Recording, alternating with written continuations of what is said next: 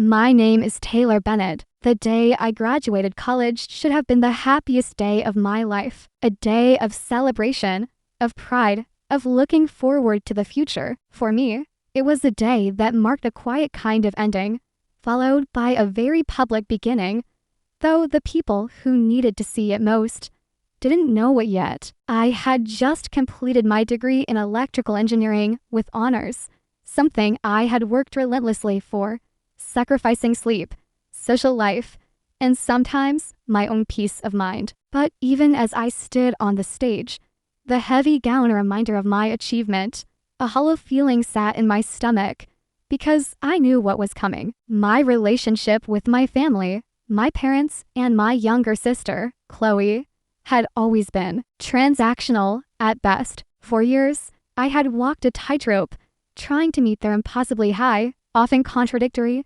expectations. They were people for whom success was measured strictly by outward metrics, money, prestige, and association with the right kind of people. Anything less was a failure, and I, more often than not, fell short in their eyes, despite my academic drive. My sister, Chloe, a few years younger, was the golden child, the one who effortlessly excelled in the social graces, whose ambitions aligned perfectly with my parents' materialistic worldview. She was charming, beautiful, and never challenged their authority or their narrow definition of a good life. I, on the other hand, was too serious, too focused on my books, too unwilling to play the social games they deemed essential. The tension had been building for years, a slow, insidious creep that permeated every interaction. My choice of electrical engineering, a field I genuinely loved, was dismissed as too technical, not glamorous enough. Why didn't I go into finance or law, where the real money was made? My hard-won scholarships were viewed not as proof of my intelligence,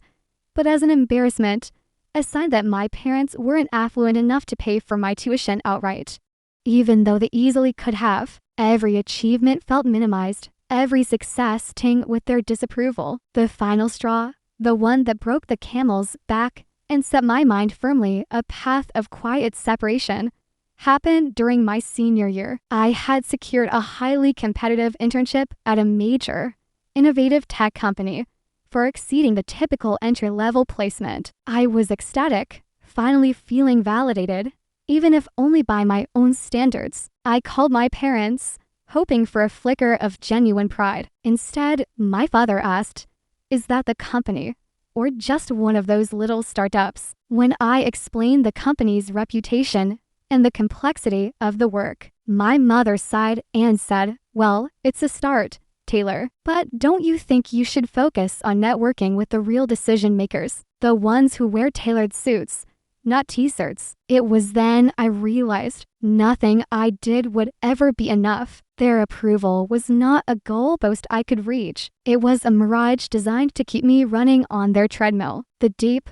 aching need for their acceptance, which had driven me for so long, finally gave way to a cold, liberating clarity. I stopped trying. I stopped calling them with updates about my work. I started putting my energy into planning my future, a future that simply did not include their constant criticism and draining presence. I decided that after graduation, I would sever ties completely, not with a dramatic argument or a tearful confrontation, but with silence. My strategy for revenge, if you could call it that, was never about causing them pain. It was about achieving a success so undeniable, so far beyond their grasp of influence, that their absence would be a sign of their own petty failure, not mine. The best revenge, I had long believed, was living a life they couldn't minimize. My graduation day arrived, a beautiful spring afternoon. The ceremony itself was a blur of names and applause. The real event,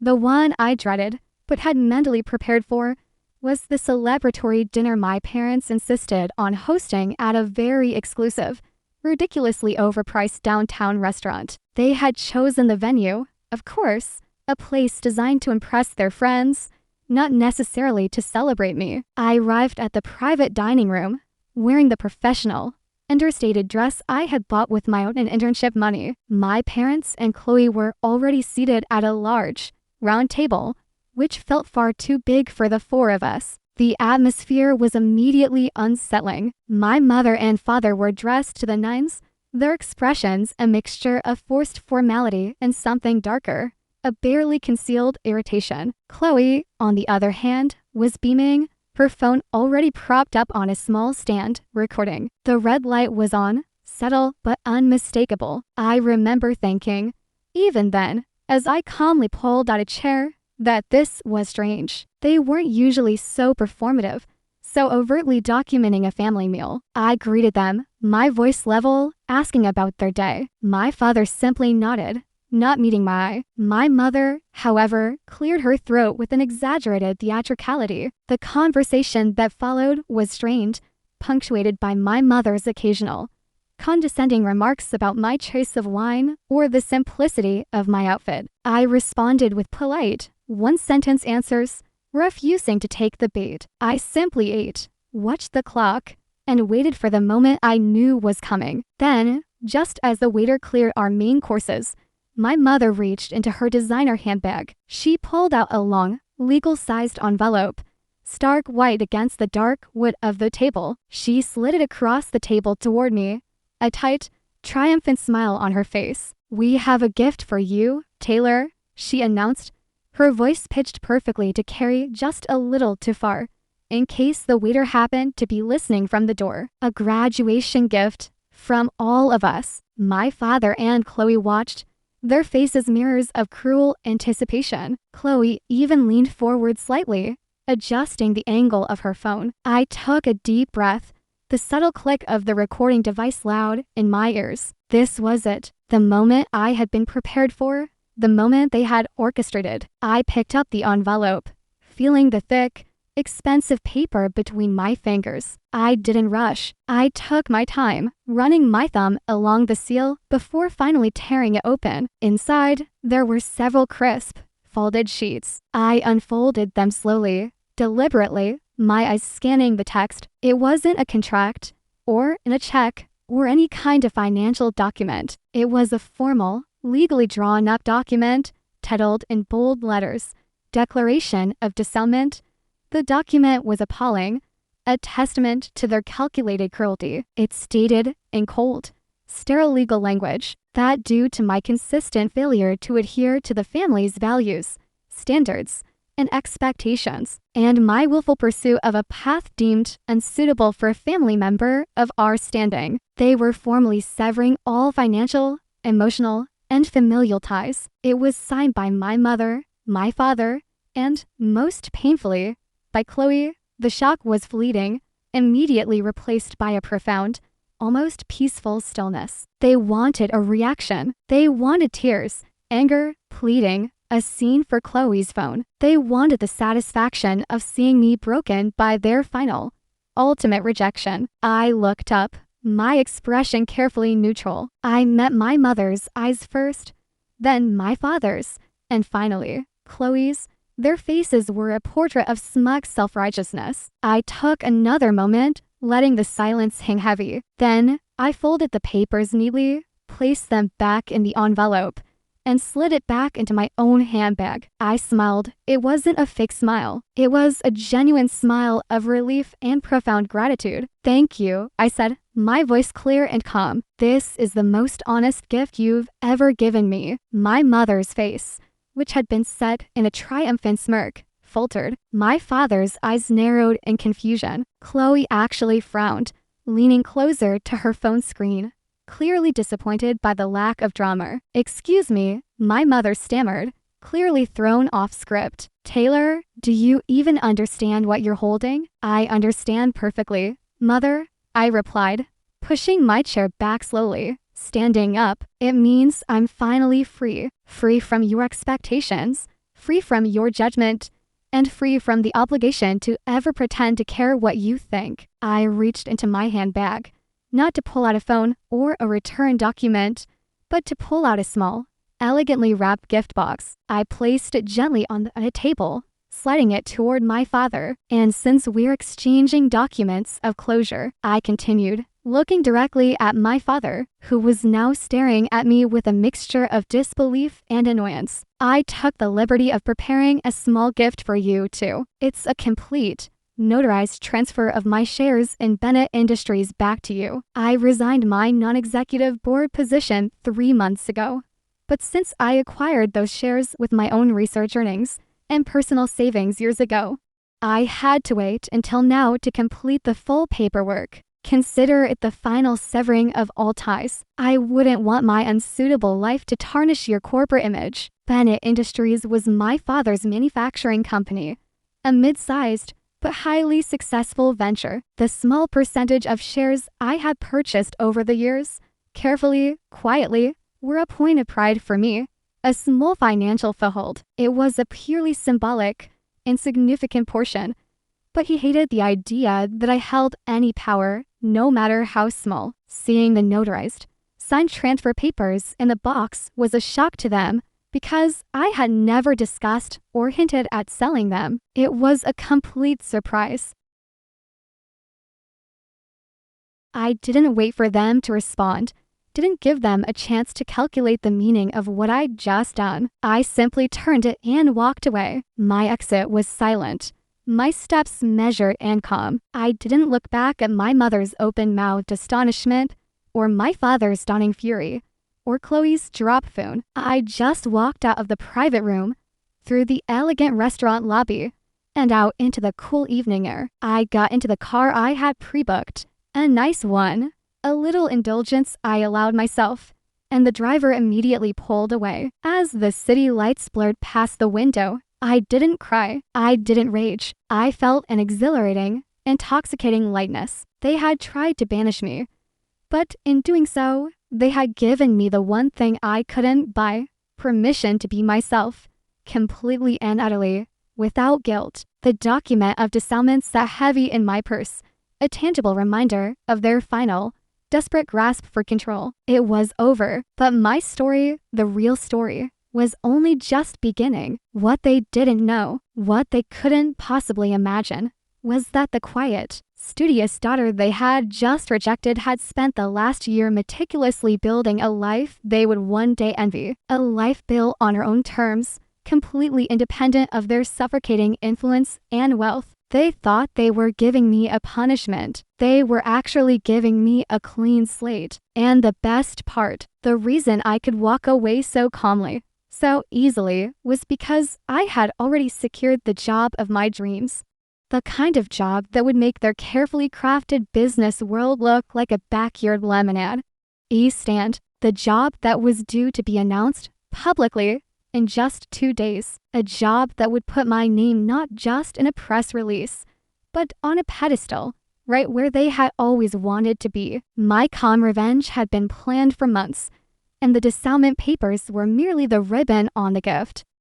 The drive away from the restaurant felt like an escape velocity had been achieved. I leaned back against the plush leather seat, the tension that had gripped my shoulders for years finally melting away. The disownment papers, that absurd piece of legal theater, no longer felt like a weapon aimed at me. They felt like a shield. They were proof that I no longer needed to carry the emotional burden of trying to please the implausible. My phone started buzzing relentlessly about 10 minutes into the ride. I didn't even need to look to know who it was. My mother, probably demanding an explanation for my disrespectful exit. Then my father, likely a terse text message layered with veiled threats about my future. And finally, Chloe, probably a garbled, frantic voicemail about how I ruined the video she was trying to film. I pulled the phone from my purse, but instead of answering, I simply muted all notifications. I wanted silence, not conflict. I wanted to savor the quiet satisfaction of knowing I had won the emotional battle without raising my voice.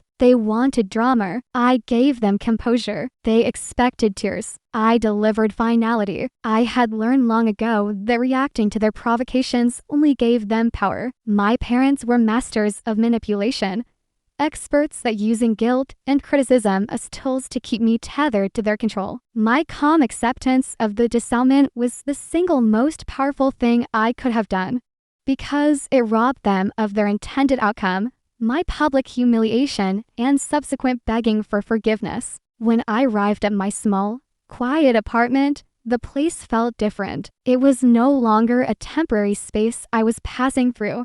until I started my real life. It was my sanctuary, the first true home I had ever had, furnished piece by piece with things I liked, not things chosen for their prestige. I changed out of my formal clothes and into comfortable loungewear. I didn't open the envelope again, didn't need to reread the hateful words. Instead, I poured myself a glass of water and walked over to my desk. On the desk was a binder thick with notes, contracts, and planning documents. This was the real story, the one they knew nothing about. For the past 9 months, I had been running a dual life. To my family, I was the studious, slightly socially awkward engineering student grinding through her final year, preparing to take some ordinary, entry-level job. To the world of innovative technology, I was Taylor Bennett, the lead on an experimental project that had just secured massive, unexpected funding and high-level corporate attention. My internship,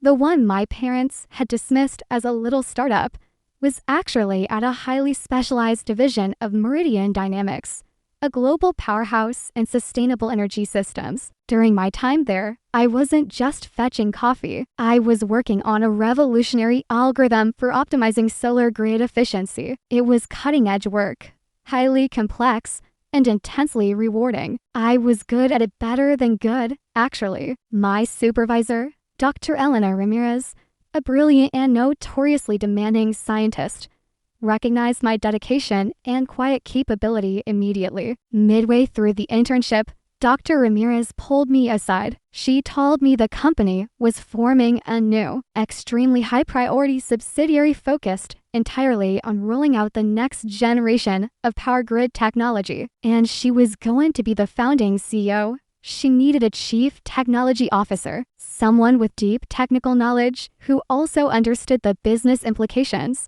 someone she trusted completely, someone who was disciplined and kept their own counsel. She offered me the job, the chief technology officer role. Me, a 22-year-old college graduate. The offer was staggering, a title and compensation package usually reserved for people twice my age and with 20 years of experience.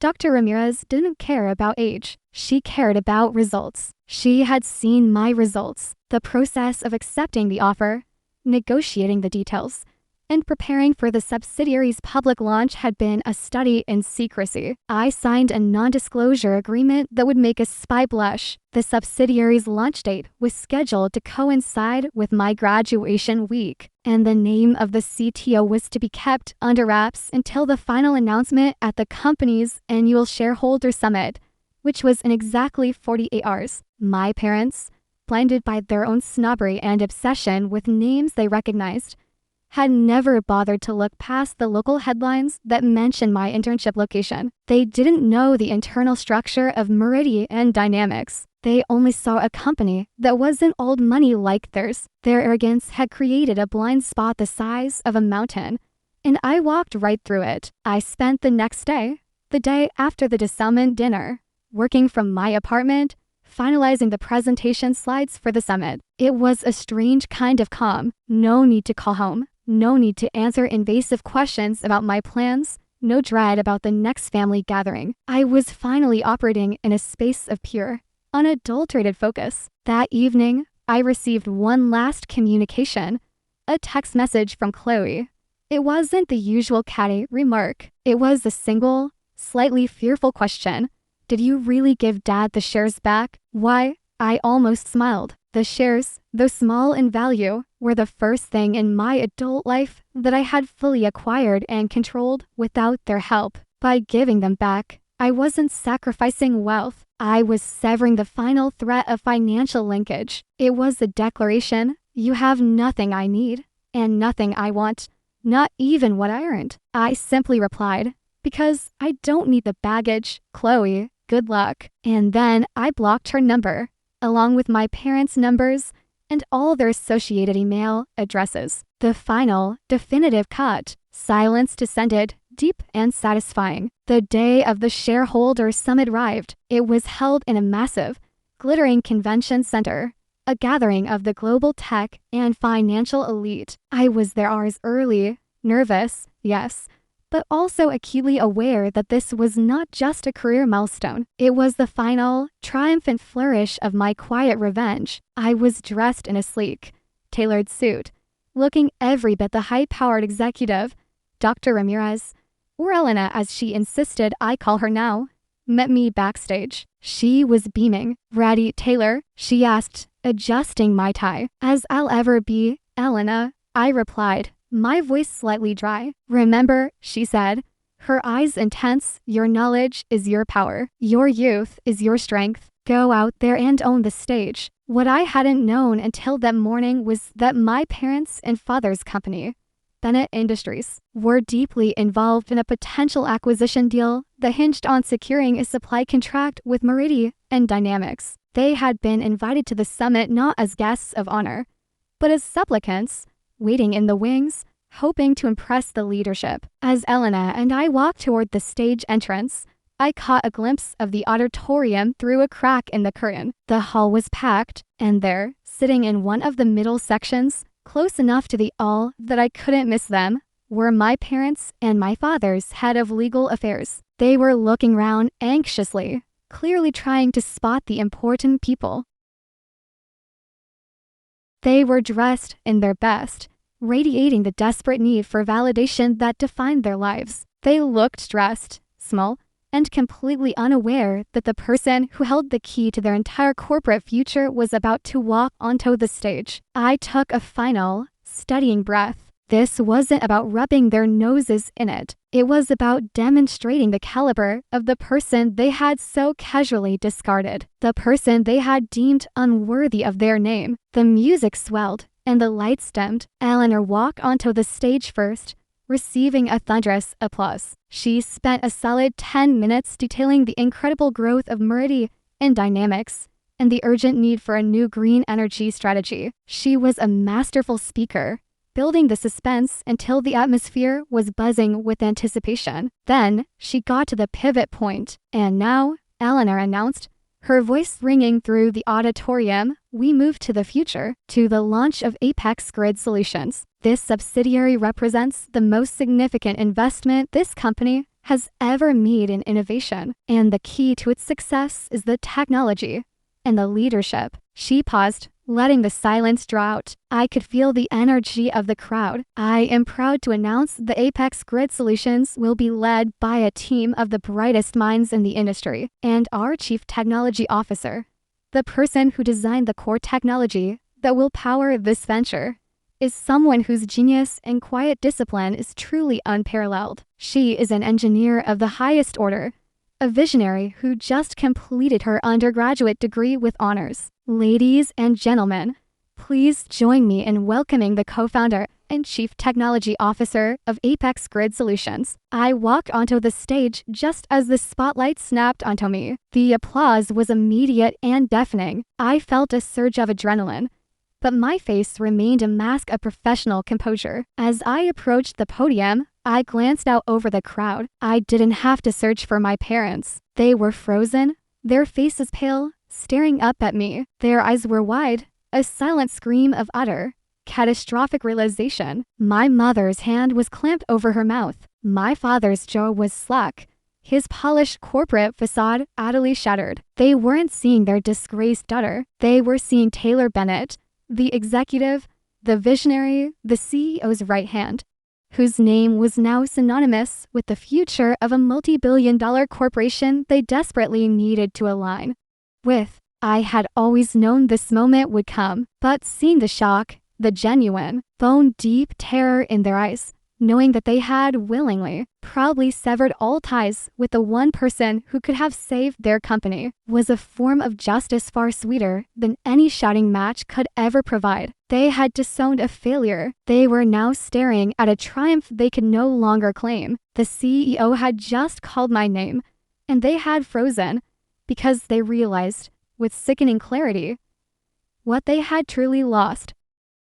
The applause faded into a respectful hush as I reached the podium. The bright stage lights were hot, but I felt oddly cool, completely centered. I didn't acknowledge the section where my parents sat, didn't make eye contact again. I had seen their reaction, the sheer, paralyzing horror and, That was enough. My focus now shifted entirely to the task at hand, presenting the technical framework of Apex Grid Solutions. I spent the next 20 minutes delivering a detailed, confident presentation on the next-generation solar efficiency algorithm I had developed. I spoke about systemic challenges in renewable energy infrastructure and presented clear, elegant solutions. I used technical terminology smoothly, but ensured the core vision was understandable to the diverse audience of investors and business leaders. My voice, usually soft, projected with an authority I hadn't known I possessed until that moment. When I finished, the applause was even stronger than before. Elena returned to the stage,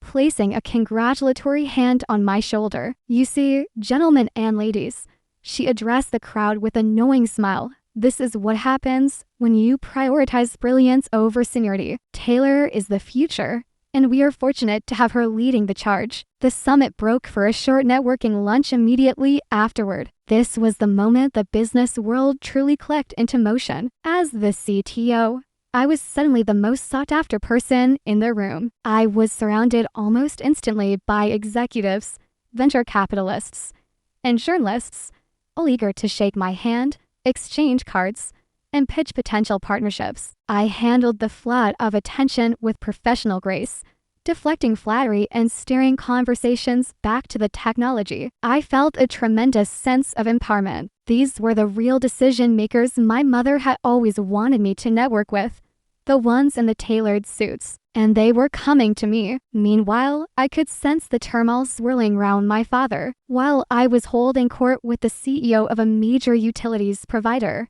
I saw my father trying desperately to catch the eye of anyone who looked important. He was attempting to navigate the room, but the air around him seemed charged with failure. Bennett Industries needed the Meridian Dynamics supply contract. If they secured it, their company valuation would soar, securing my father's legacy and his place among the local elite. If they failed, the company would likely stagnate, overshadowed by their competitors who did manage to pivot to green technology. He had come here hoping to charm Elena or one of her deputies. Instead, he found the gatekeeper to the entire operation was the daughter he had just legally disowned. The irony wasn't just sweet, it was a deep, satisfying validation of my entire life's work. They had thrown me away because they believed I lacked the capacity for this kind of success, only to find that my success was the very thing they now needed to survive. He finally cornered me near the coffee station. My mother and Chloe were hovering a few feet away, their expressions a pathetic blend of fear and calculation. "Taylor," my father began, his voice low and strained, forcing a cordiality that didn't reach his eyes. "Taylor, we need to talk about everything." I met his gaze, my expression polite but distant. "Mr. Bennett," I corrected him calmly, "I'm afraid I don't see anything to talk about. I'm quite busy right now." He winced at the formality, but pressed on, his voice dropping to an urgent whisper. "Don't be ridiculous, Taylor. You know this family is important to me. That document hit was a mistake, a moment of frustration. We can tear it up right now. Forget about it. You're our daughter, my partner. We're proud of you." I allowed a small, cold smile to cross my face. "A mistake? No, father. It was signed by all three of you. It was a formal, calculated action, and I thanked you for it. Remember, it gave me the freedom to pursue this path without the distraction of your constant interference." He quickly shifted tactics, his professional veneer kicking in. "Fine. Let's talk business then. Bennett Industries has the capacity to be a key supplier for Apex Grid Solutions. The quality of our materials is unmatched. We've been trying to get a meeting with Dr. Ramirez. Elena, can you arrange it? You're the CTO. This would be huge for us. For the family." I took a slow sip of my coffee, deliberately prolonging the silence, making him wait. He stood there, the powerful corporate titan reduced to pleading with the person he had belittled for years. "No, Mr. Bennett, I cannot," I finally said. His face fell. "Why not? This is business. You can't let personal matters interfere with professional judgment." "You are absolutely correct," I agreed smoothly, and my professional judgment is that Bennett Industries is not currently aligned with the ethical and technological standards of Apex Grid Solutions. We are looking for partners who invest heavily in R&D and future-proofing,